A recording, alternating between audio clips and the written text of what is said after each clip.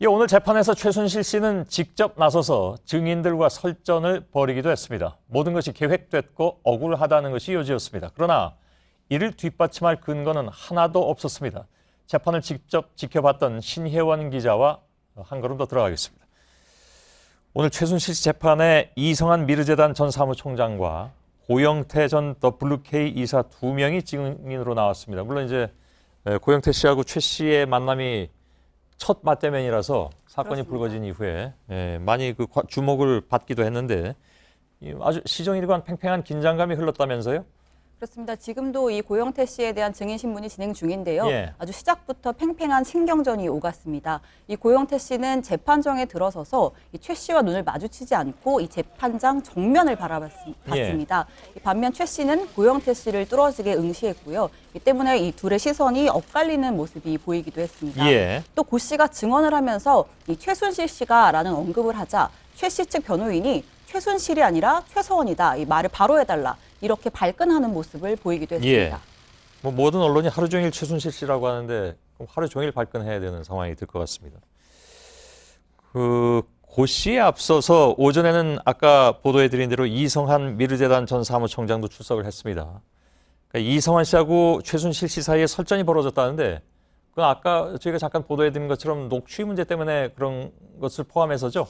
그렇습니다. 이 예. 설전이 벌어진 것은 이성한 전 사무총장의 이 신문이 거의 마무리되는 시점이었습니다. 이 통상 검찰 측이 신청한 증인은 검찰 측 주신문 그리고 변호인 측 반대 신문, 필요한 경우에는 검찰 측의 재주신문이 이루어지게 되는데요. 예. 이 최 씨가 변호인의 반대 신문을 마친 상황에서 나에게도 발언할 기회를 달라 이렇게 자청을 한 겁니다. 예. 그러니까 자신의 변호사 말고도 나도 따로 할 말이 있다 이런 뜻이었던 것 같은데 어떻게 얘기가 나왔습니까?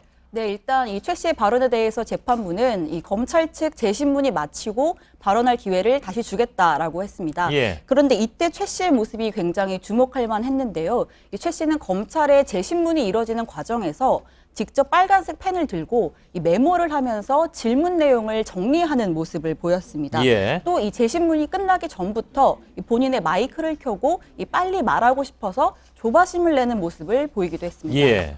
그러니까 오늘 발언을 하려고 처음부터 계획을 하고 있었다 이렇게 봐야 될 것 같군요. 그렇습니다. 발언 내용은요?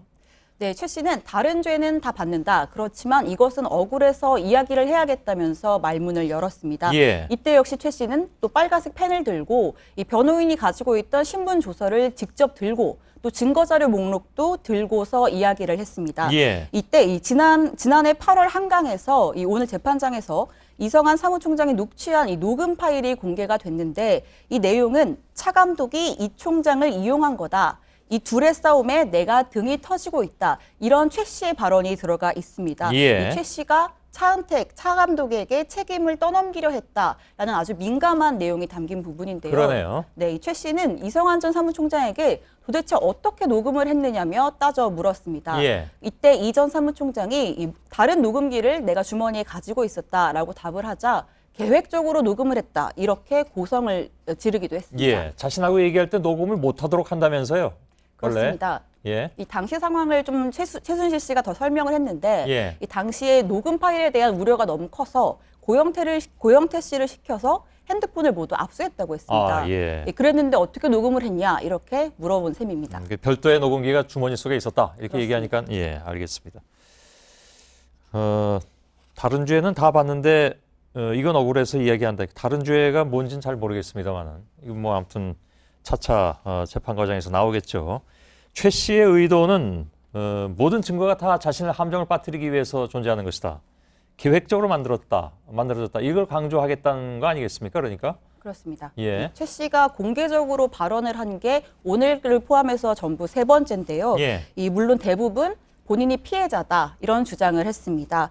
지난달 25일 특검 조사에서 자백을 강요당하고 있다. 민주주의 특검이 아니다. 이렇게 소리를 질렀고요. 이건 뭐 특검이 바로 반박을 했습니다. 그렇습니다. 예. 지난달 31일 8차 공판 때는 박헌영 K스포츠 과장을 상대로 모든 걸 내가 기획했다는 건 너무 억울하다.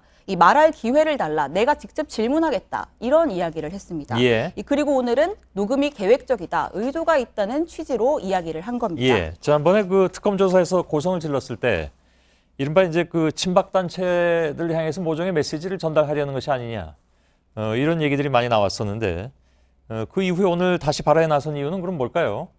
네, 이 특검 조사와 재판이 진행이 될수록 이 최 씨가 이 재단의 실질적인 운영자이자 이 국정농단 사태의 주범임이 명확해지기 때문인데요. 예. 이 공판에 출석한 증인 전원이 이 최 씨가 두 재단의 실질 운영자다 이렇게 증언을 했습니다. 예. 인사권과 업무 결정권, 직원의 급여, 심지어는 사무실 비품을 사는 것까지 최 씨의 허락을 받아야 했다. 이런 증언들이 쏟아졌는데요. 예. 때문에 궁지에 몰린 최 씨가 직접 발언을 자청한 것 아니냐는 분석이 나오고요. 예. 이 한 가지만 덧붙여 말씀드리자면 이 오늘 재판이 진행되는 과정에서 일부 방청객이 최 씨 측 변호인을 향해서 왜 고영태 증인을 다그치느냐, 이 돈이 그렇게 좋으냐, 뭐 이렇게 소리를 쳐서 이 퇴정이 되는 소란이 벌어지기도 했습니다. 예.